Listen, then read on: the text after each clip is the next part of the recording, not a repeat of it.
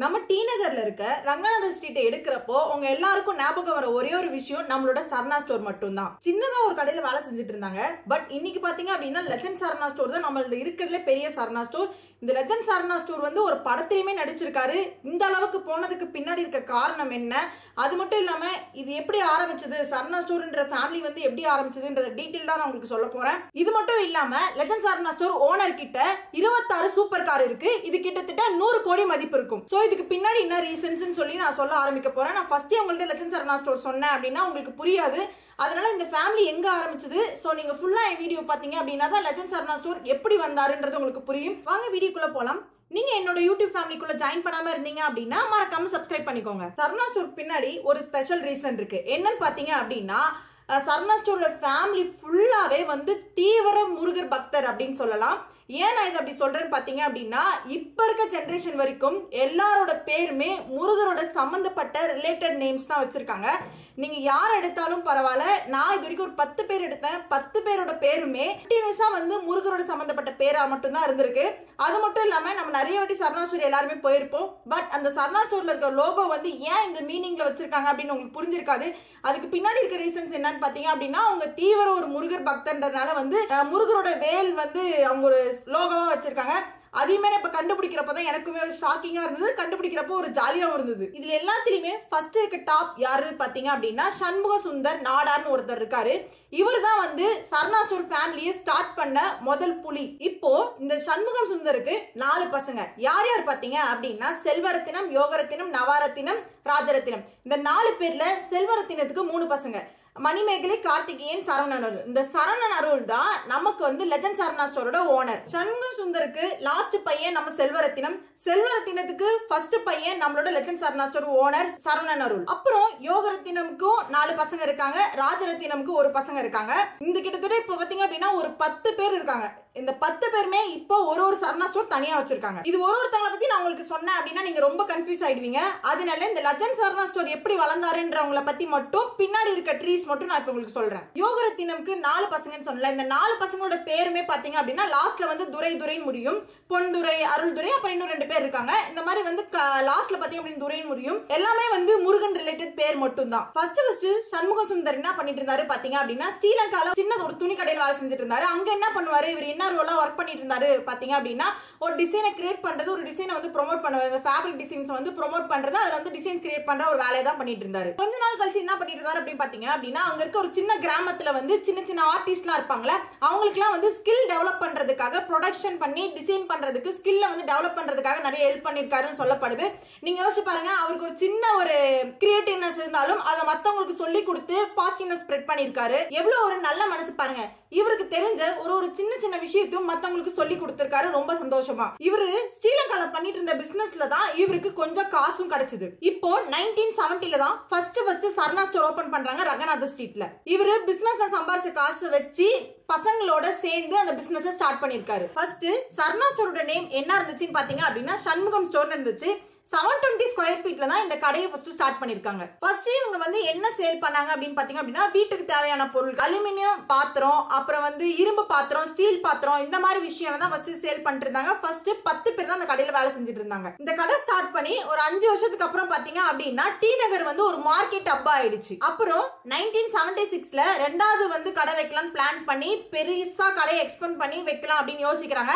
அப்போதான் வந்துட்டு 6000 ஸ்கொயர் ஃபீட்டுக்கு ஒரு கடை வைக்கிறாங்க. அந்த கடையில வந்து 60 பேர் ஸ்டாஃப்ஸ் வேலை பார்த்தாங்க அப்படின்னு சொல்லப்படுது. இதுக்கு முன்னாடி தான் சண்முகம் சுந்தர் வந்து டிசைன் பண்ணி கிரியேட் பண்ணி ப்ரொமோஷன் அந்த மாதிரி விஷயத்துல ஒர்க் பண்ணாரு. அவரோட பையன் செல்வரத்தினம் என்ன பண்ணாரு அப்படின்னு பாத்தீங்க அப்படின்னா ஒரு சின்ன துணி கடையில வந்து சேல்ஸ் மேனா ஒர்க் பண்ணாரு. அங்க இருந்த பிசினஸ் ஸ்ட்ராட்டஜி எல்லாம் அண்டர்ஸ்டாண்ட் பண்ணி தான் இவர் தனியா ஒரு கடையை வைக்க ஆரம்பிச்சிருக்காங்க. இதுக்கப்புறம் தான் 1978ல டெக்ஸ்டைல் பிசினஸ் ஆரம்பிக்கிறாங்க, துணிக்கடை பிசினஸ் ஆரம்பிக்கிறாங்க.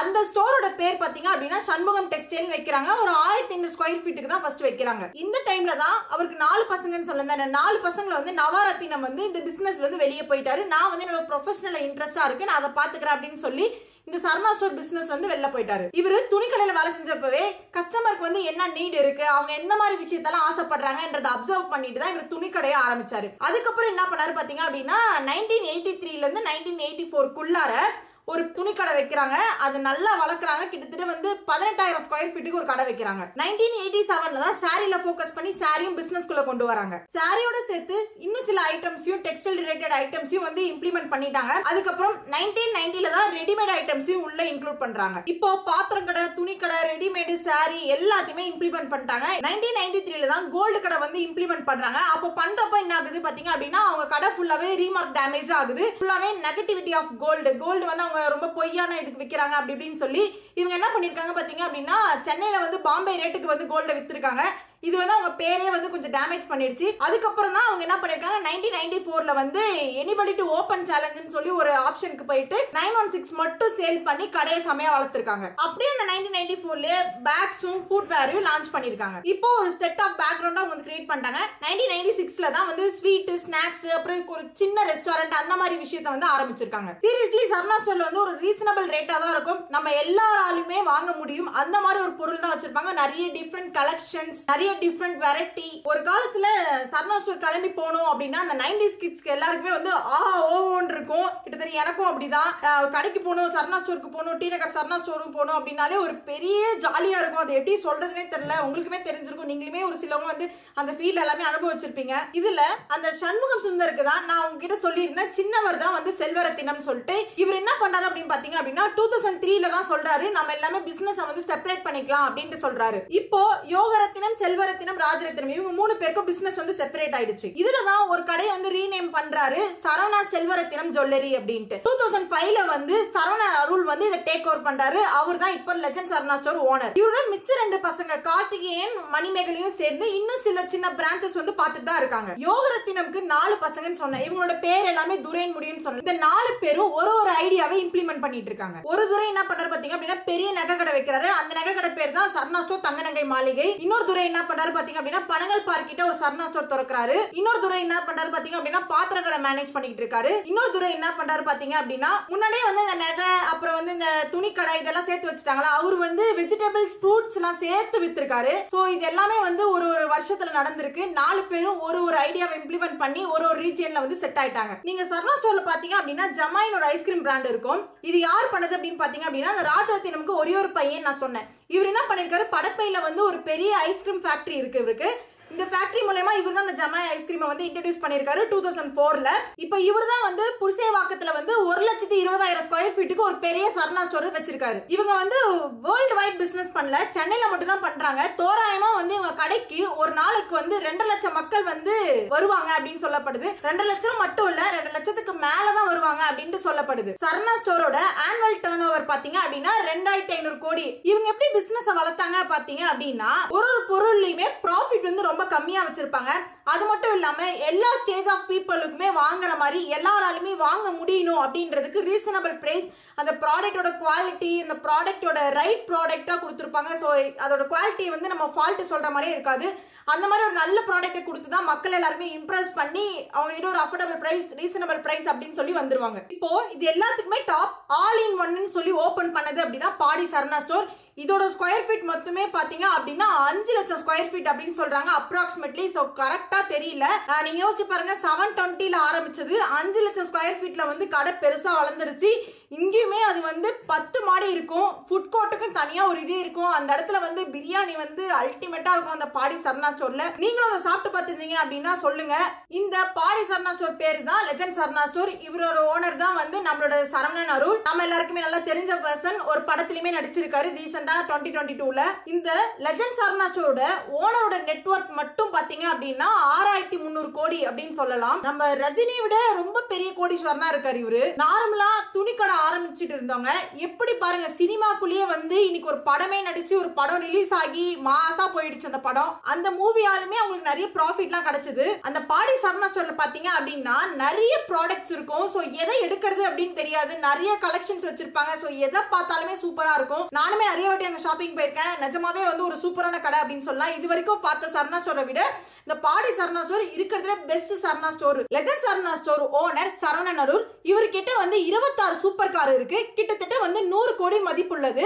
நான் உங்களுக்கு இதுல வந்து 10 கார் மட்டும் லிஸ்ட் அவுட் பண்றேன். Rolls Royce Phantom, Lamborghini Aventador, Bentley Bentayga, Ferrari 488 Spider, Mercedes Benz G class, Porsche Panamera, BMW 7 series, Aston Martin DB11, Mercedes Maybach S650, Range Rover SVR, Jaguar XJL, Rolls Royce Ghost, Bentley Continental GT, Porsche 911 turbo. இவர் பாத்தீங்களா இவ்வளவு பெரிய பெரிய car வச்சிருக்காருன்னு. Shanmugam சுந்தர்ல ஆரம்பிச்ச family இப்ப வந்து செல்வரத்தினம் பையனோட சரவணன் அருள் கிட்ட வந்து நின்னு இருக்கு. இது இன்னும் எத்தனை ஜெனரேஷனுக்கு வந்து இன்க்ரீஸ் ஆகும்னு தெரியல. சோ நம்ம சென்னை மக்கள் எல்லாருமே வந்து நிறைய வாட்டி சரவணா ஸ்டோருக்கு போயிருப்பீங்க. இதுல இருந்து நம்ம இப்ப என்ன தெரிஞ்சுக்கணும் பாத்தீங்க அப்படின்னா, இவங்க ஒரு சின்ன பிசினஸ் ஆரம்பிச்சது இன்னைக்கு வந்து இந்த அளவு பிசினஸ் பண்ணிட்டு இருக்காங்க. சோ நீங்களும் வந்து சின்ன சின்ன பிசினஸ் பண்ணா மட்டும் தான் இதுல இருந்து இந்த மாதிரி ஒரு பெரிய பிசினஸா வந்து நம்மளால ஆக்க முடியும். சோ நீங்களும் இது மாதிரி முயற்சி பண்ணிட்டே இருங்க. அது மட்டும் இல்லாம நம்ம வேர்ல்ட்லயே வந்து ரொம்ப large count of number car யார் வச்சிருக்காரு பாத்தீங்க அப்படின்னா 170 கார்ஸ் வந்து ஒருத்தவங்க வச்சிருக்காங்க. இவர் வந்து 26 கார் வச்சிருக்காரு. இன்னொருத்தவங்க வந்து 170 கார் வச்சிருக்காங்க. யாரு பாத்தீங்க அப்படின்னா நம்மளோட அம்பானி. இவரோட வீடியோ தெரிஞ்சுக்கணும் அப்படின்னா மறக்காம நெக்ஸ்ட் வீடியோ பாருங்க. என்னோட இன்ஃபர்மேஷன் உங்களுக்கு யூஸ்ஃபுல்லா இருந்துச்சு அப்படின்னா மறக்காம சப்ஸ்கிரைப் பண்ணாம இருந்தீங்க அப்படின்னா சப்ஸ்கிரைப் பண்ணிக்கோங்க.